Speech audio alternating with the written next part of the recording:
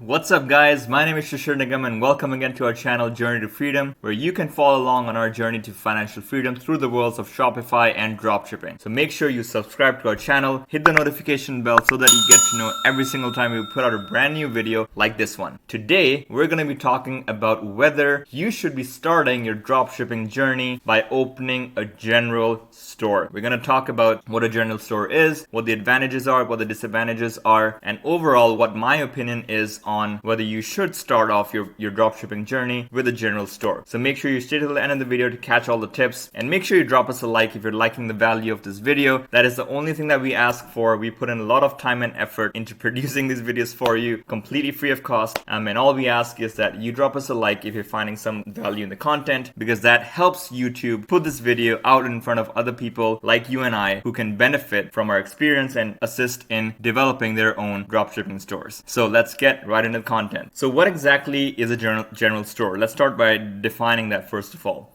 So people who are starting off in the dropshipping business, you need to know that a general store essentially is a store which is branded quite generally.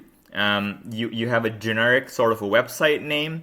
It doesn't refer to any particular product or niche. And generally you have products on that store that are from all kinds of different niches. Okay, you're not tying yourself to one particular niche. You're testing and importing all kinds of different products on that store. So there's really no limit on how many products and how many types of products you can list on that store. So that in general is the definition of a general store. Now, let's start with the disadvantages. What are the disadvantages of having a general store? The first disadvantage I would say is that there is no cohesive branding that you can do, right? Because you have a whole range of different types of products, so it's very hard to have one particular brand or appeal or emotion behind your website because you're selling all kinds of different products. So it's very hard to have a cohesive brand that is being communicated to your customers. Well-known consumer brands, if you think about the large brands out there, they don't try to sell everything under the sun, right? With the exception of companies like Amazon and Walmart. Any other brands that you think of, whether it's Nike or whether it's Apple, whether it's Acer, all of these companies have niched down into a particular category of products. Nike sells sporting goods. Gap sells fashion goods. IKEA sells home furnishing. So none of these large brand names that have developed and have been successful over the long term, they're not trying to sell everything under the sun. They have tried to specialize in one particular niche of products that they specialize in and that they essentially try to own. They try to become the biggest brand in that niche, right? Nike is not going to start selling home furnishing items tomorrow because it doesn't fit their brand image and it doesn't fit the kind of products that they try to market. Likewise, Gap isn't going to start selling baby food tomorrow because that's not what they do. That's not what they're known for. That is not the niche that they have specialized in. So, well-known consumer brands don't do that. And as a result, when customers come to your store, they will always find it unusual when they find a whole range of different products that have no relation to one another displayed on your store. So that decreases the trust factor that the customer has on your store and on the authenticity of your store. So that is one very important point that is a definite disadvantage to having a general store. The trust factor is much lower, especially because most of the customers coming to your store are first-time visitors. Yes, there will be return customers from people who have bought from you before, but typically for a dropshipping store, 90 to 95% of traffic is going to be first-time visitors to your website. So the trust factor will definitely be lower on a general store because they see a whole range of unrelated products listed on your website. Another disadvantage here is the fact that it's quite hard to cross-sell products on your store because, again, the products are very unrelated. If a person comes to your store because they saw an ad for, let's say, sporting gear, right? And they're interested on your website because they're interested in sporting gear. But all the other products on your website have nothing to do with sporting gear except that one product that you're running an ad for. So it's very hard to cross-sell something to that customer because it doesn't have to do with that niche. So it makes cross-selling a bit harder because you have so many unrelated products on your general store. So those, in my opinion, are the main disadvantages of a general store.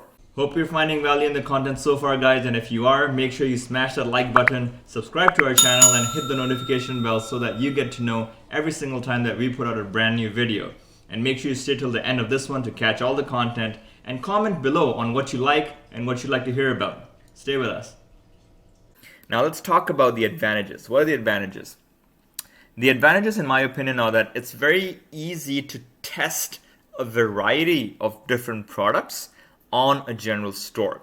Now, in a dropshipping business model, especially for beginner dropshippers, you will inevitably need to test many different products to come across something that starts to work, right? And what's happening is you need to go through that learning and education process to understand how to market these products successfully. How do you angle your marketing? How do you reach customers properly? How do you target them effectively and convince them that your product has enough value and is worth the money that you're asking them of?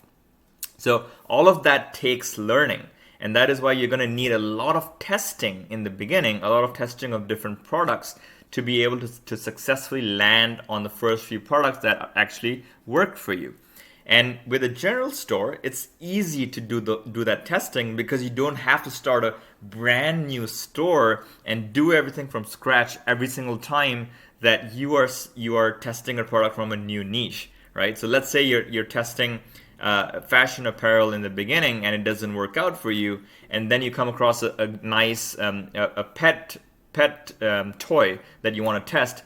You don't have to create a brand new domain name. You don't have to create a brand new store to test that new pet toy because on a general store, it doesn't matter, right? You have all kinds of niches on the store. So you can have a brand name that's generic enough to allow for that. So that's one major advantage, that you don't have to invest the time and effort and slow down that testing process because you have to create a brand new store every time you test a product from a new niche. So the main and biggest advantage, in my opinion, in my experience, has been that you are able to test very quickly, you're able to learn quickly, and you're able to validate whether you're doing the right thing. So in the beginning, in my opinion, it's all about failing quickly and progressing quickly as a result. You need to fail as quickly as possible, as often as possible, so that you're learning and making progress as quickly as possible. So that is what I feel is enabled by a general store.